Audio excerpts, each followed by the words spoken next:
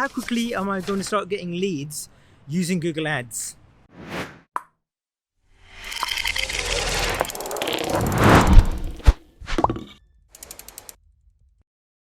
Now, that's a question I get asked time and time again. Or how quickly am I going to start getting sales using Google Ads? Right? Now, this is a rather impromptu video. As you can see, I'm in sunny London, enjoying the warm weather that we usually have in the UK. But it's a point that, I thought I needed to create this video to explain to people what the real answer is, and cutting through all the BS that a lot of people give to you, a lot of agencies or freelancers might give to you. Now, in reality, it's really difficult to say, yeah? Now, if on one hand, if you've got data, so in other words, that you've got a website and you've got Google Analytics installed and you've got tracking data, so you can measure that, hey, historically, for every 100 visitors we get on our website, we convert 10, yeah? So you've got a 10% conversion rate, okay? Now, if that's the case, then it's not so bad. It's relatively easy, because what you can do, you can say, all right, well, if I get 1,000 visitors, 10% of that is 100. So therefore, I need 1,000 visitors on my website because 10% is 100. So that's how many conversions I'm going to get using Google Ads. Yeah. But if you haven't got any data, what are you going to base it on? Right? You can base it on industry standards if you like. Right, and there's lots of sources that you can go to, so because every industry is going to have their own conversion rate. Some are going to convert, at 1%. Some may convert at like 5% or 10% or 20% or whatever. So every industry is going to have their own.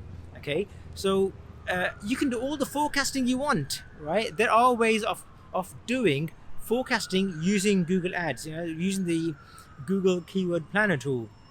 Okay, they're not accurate, and they're not based on your website. Now, one of the reasons it's very difficult to say that how many leads and sales you're going to get is because it depends on 3 core factors, right? So number 1 is the traffic that you're going to get. So what's the quality of the traffic that you're getting onto your website? How are people getting onto your website, using what sort of keywords and so on? And what's the intent of the people who are searching for you on Google or whatever? Okay, so the first one's traffic. The second one is your website. Okay, now when people come onto your website, they will make an instant decision as to whether they want to buy from you or whether they want to jump onto the next website. Okay, whether they want to buy or inquire or make an appointment or whatever your call to action is, people will make an instant decision very quickly. And it depends on multiple factors. It could be the speed of your website, it could be the general design of your website, the navigation, your landing page, how quickly it is to find the information on your website. So there could be multiple factors which may determine whether people stick around your website to find out more about you, or they just go away to the next website. The third core thing that will determine your conversion rate is your content. Okay, so you might have the best traffic in the world, right? You might it might be highly relevant. You might have the best website in the world, right? It might be beautiful colors. You might have great call to actions on your website. Your navigation might be brilliant. But what about your content? Yeah, and what I mean by content is, what about your prices? What about how well have you described your products or services? Is it clear? So when I come onto your website, is it clear exactly what I'm going to get?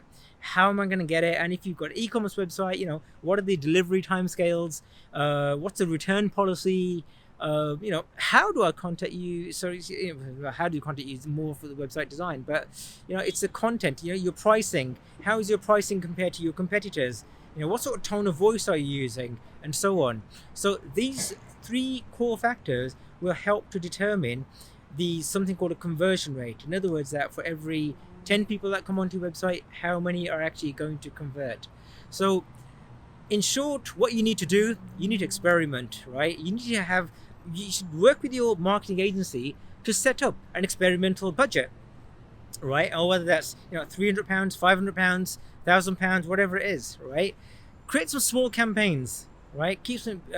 When you create your campaigns, keep your campaigns very structured. So you have your intent keywords, the high intent keywords, right? You have your research keywords, right? You have you know, you got excellent ad copy, you got your negative keywords in place. So you got your tracking installed. Make sure you got your tracking installed, right? So you can measure how many people are actually converting compared to how many people are coming onto your website, and also get other data like, hey, when people are on your website, what are they doing when they're on your website? Are they exiting straight away, or are they visiting a certain page, or you know, and so on and so on and so on. So once you got data, so you could run a campaign. Let's say if your budget is £1,000, you might run a campaign for a month and see that, hey, you know, X amount of people are now converting. Now you got data, right? And using that data that you got, you can now start planning your future months. So month 2, month 3, month 4. So if you got, you know, from spending £1,000, if you generated 100 sales, right? You know that in theory, if you spend £2,000, you're going to get close to 10% of that, which will be sub 200 conversion. It's not as black and white because it's not such a linear type of formula, but you've got a bit of an idea, right? That using 1,000, we've got 100 point inquiries, right?